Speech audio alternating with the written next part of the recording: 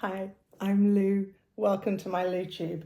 Today I'm going to be riding bikes with the man that changed my life. His name is Marcus Banks and he ended my running career 10 years ago, but he started my cycling obsession. For those of you that don't know, I used to be a runner, not a very good one, but I liked running. I was kind of steady Eddie. I would run 10-minute miles, whether I ran 1 mile or 26.2 miles. And it was the running of the 26.2 miles that messed me up. My biomechanics are horrible. I shouldn't have run at all. I loved the long distance stuff. I got injured the first time I was training for the London Marathon, ended up doing a bunch of cross training instead, got round the marathon, but wanted to do better. So the next year tried again, but my problems had changed from being just shin splints and knee issues to then being quite sore hips. I had orthotics and I did a bunch of strength exercises, but it didn't seem to help. So I then got referred to see a hip specialist, which was Marcus. He did a bunch of x-rays and MRIs on me and told me I needed surgery to repair 2 cartilage tears and to shave down a bone spur. So I had that surgery, and in the follow-up appointment, he said the cartilage was in pretty bad state, and if I carried on running, I would need a hip replacement. So I should stop running. But had I considered taking up cycling? I hadn't considered taking up cycling, and I didn't own a bike. I thought cyclists were a bunch of weirdos that wore way too much lycra, and I was not interested at all. So I thanked him for his suggestion, and I moved on. I carried on going to the gym. It wasn't the same as running and I missed running. So eventually I thought, okay, maybe I'll give this cycling thing a go. I was spurred on by London 2012. The Olympics were awesome. Cycling events were really cool. So I thought, okay, fine, I'll buy a bike. So I went to Bicycle in Richmond and bought an entry-level road bike. I think just the timing of it all was perfect for me. I was in a bit of a bad place. I was pretty miserable in my marriage. I had not much time spare at all. My youngest was at preschool. I would spend that 2.5 hours like a maniac on my bike.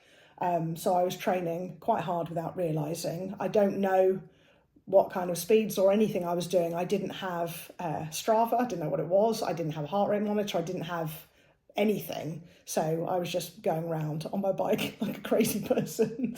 I found out about a charity bike ride, London to Reading. I entered that and still didn't think of myself as a cyclist at all. I was wearing my London Marathon top, I was wearing running trainers, and I somehow was managing to keep up with a bunch of proper cyclists and pelotons and stuff. They couldn't believe that I wasn't a member of a cycling club and still classed myself as an injured runner. But I finished the event and decided to start taking cycling a bit more seriously. So I ended up joining a local club. I also started getting a bit braver and more confident in myself. I got divorced. I then got a better bike through Bicycle Richmond, which was my first pink Bianchi, and started doing some social media stuff. I started then meeting more cyclists and having more fun on my bike, just taking it all more seriously. I ended up getting a coach and training really hard and actually qualified for Grand Fondo World Championships, which I just couldn't believe. I couldn't believe that I'd gone from being an injured runner to taking up cycling to then being good enough to represent my country at it. So yeah, it was bonkers.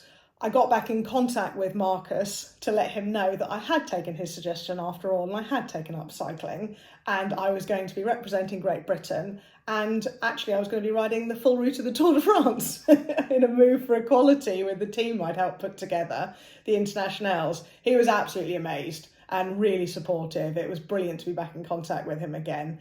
Marcus was so helpful recently when I broke my hip a few months ago, because I was taken by ambulance to hospital, but emailed him from my hospital bed, and thankfully he knew my consultant so he could keep an eye on what care I was getting and be a second opinion for me. He managed to get hold of my x-rays and was really reassuring that I was in good hands and I was going to be okay. So I've been looking forward to riding with Marcus for quite a long time. I wanted to thank him for getting me into cycling in the first place and for introducing me to a few contacts as well. He introduced me to Richard Moore, who sadly passed away a year ago. He worked on the cycling podcast, and we met him as we were forming Internationals. He hooked us up with Ineos. So when we were on the Tour de France, we met the team and had some fun hanging out with them. It was amazing. But the time has finally come for Marcus and I to ride together. So I need to kit up and get out on my bike. Should be good fun. So let's go.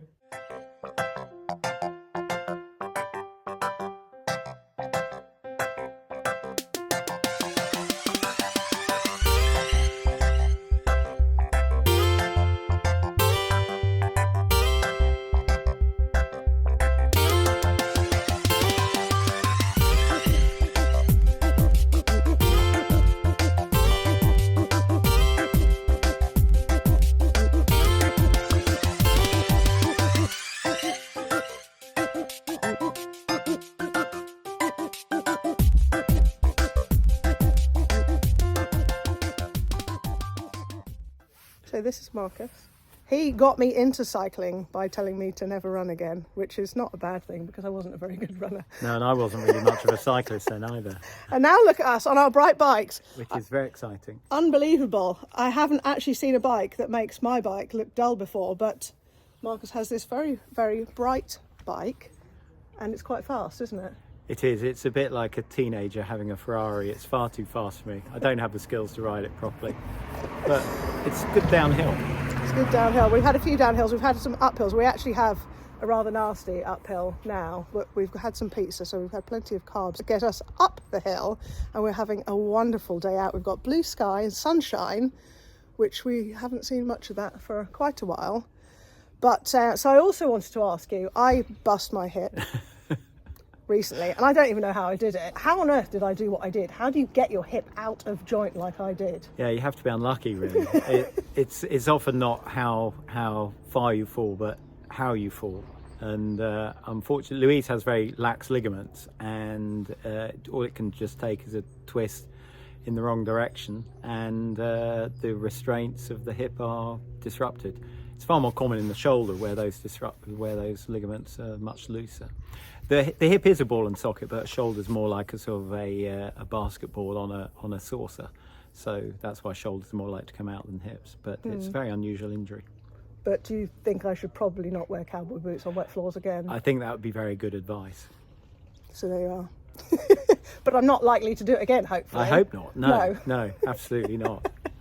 We are now going to cycle up a big hill. I will see if I can bring you some of the action as we go, but there might be quite a lot of huffing and puffing. I think we're fueled. I'm feeling good. Feeling very good? Confident. Yeah. We can do it. Yeah, absolutely. Let's go.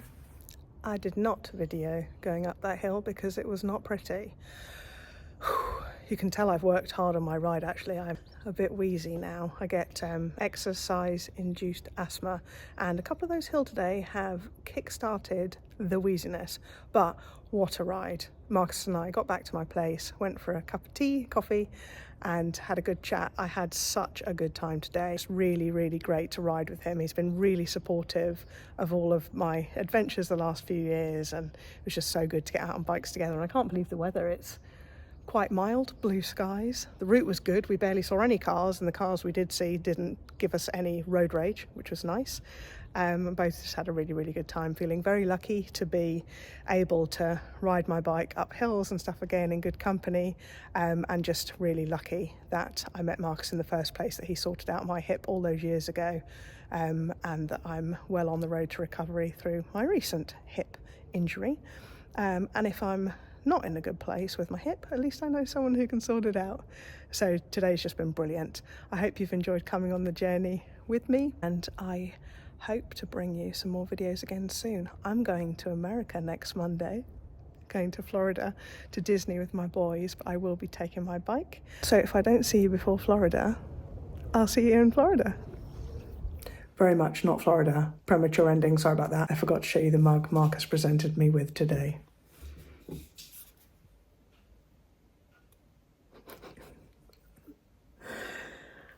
What a beauty. So thank you, Marcus. Thank you for today. Thank you for getting me into cycling in the first place. And thank you all for watching this video. Please like, please comment, and please subscribe. And I will see you in Florida.